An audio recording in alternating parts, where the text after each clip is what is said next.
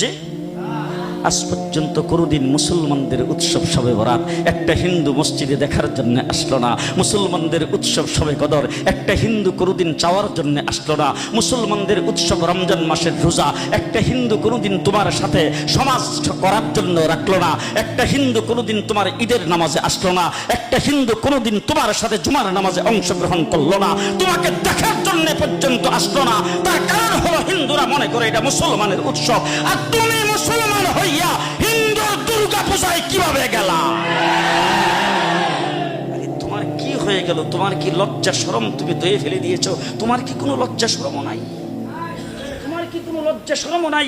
আবার কি সুন্দর বলতেছো ধর্ম যার যার উৎসব সবাই। হাই হাই হাই, ও মুসলমান যুবকেরা ভালো করে শোনো, ধর্ম যার যার উৎসব সবার, তাইলে বিয়া যার যার বউ তো সবার। জি, বিয়ে যার যার বউ সবার, পুষ্কুনি যার যার মাস সবার, গাছ যার যার